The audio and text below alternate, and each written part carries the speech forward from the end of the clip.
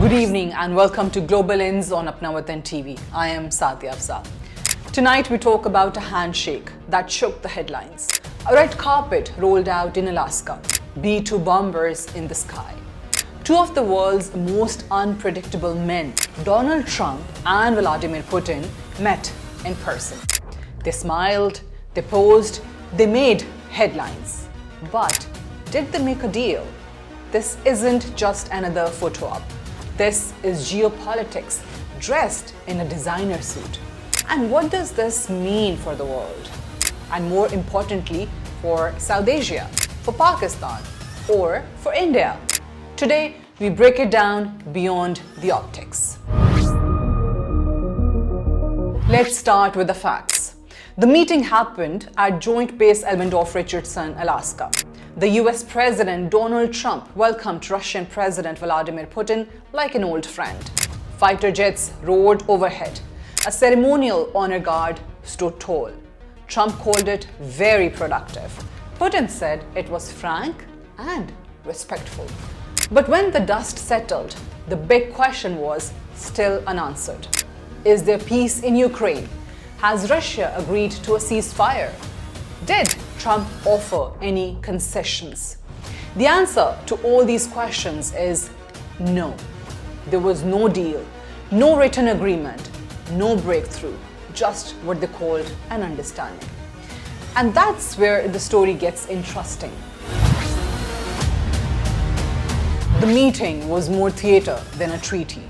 Look at the body language. Putin used his infamous holster hand gesture, a Cold War signal often seen in KGB operatives. That subtle resting of the hand near the waist. A show of dominance, a silent threat. Then there is Trump. Critics called his posture weak. Even tennis legend Martina Navratilova said Trump had the body language of a beaten man. So what was this meeting about?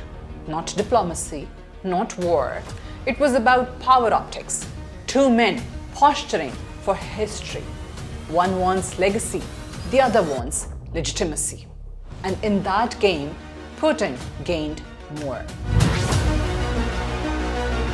For Putin, the meeting was a PR victory. He stood on the US soil, he faced no sanctions, and he avoided any commitment on Ukraine. For Trump, the outcome was murky. No peace deal, no commitment from Putin, and he faced criticism from allies in Europe who called the meeting vague and potentially destabilizing. So why did Trump do it? The answer is simple: election optics. Trump wants to be seen as a deal maker again, even if there is no deal. But what does this mean for the rest of us? Why should Pakistan care?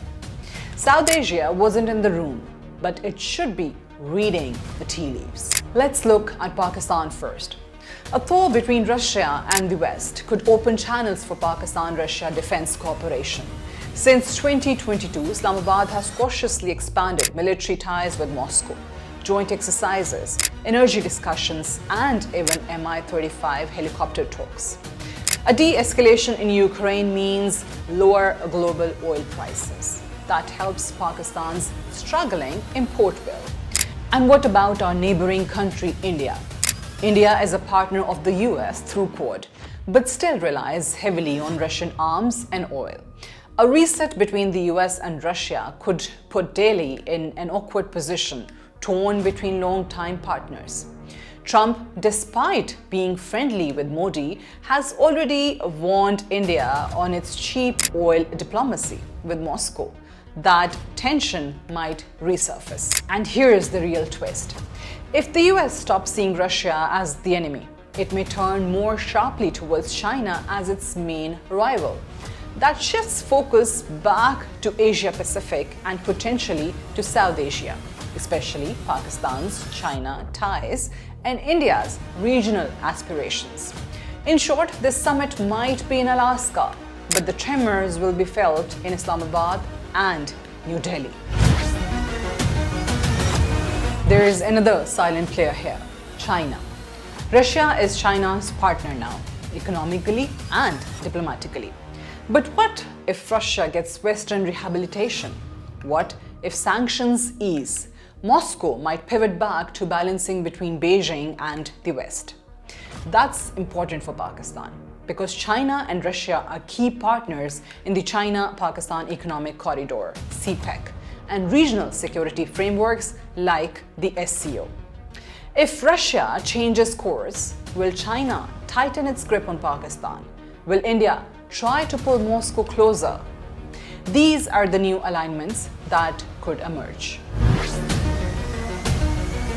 So where do we stand? Putin and Trump shook hands, no peace deal was signed, the world watched and wondered, was this diplomacy or distraction? For Pakistan, the outcome is still open. There is room for maneuver. There is room for strategic positioning. But there is also risk of being caught between a realigned Russia, an assertive China, and a transactional America. For India, the summit may force a hard look at foreign policy duality. Playing both Washington and Moscow may no longer be sustainable. One summit won't change the world, but it might just redraw the chessboard. The message from Alaska is clear. The old world order is cracking, and the new one isn't fully formed yet. And in this fluid moment, countries like Pakistan must watch and maneuver wisely. This is Saadia Afzaal for Apna Watan TV.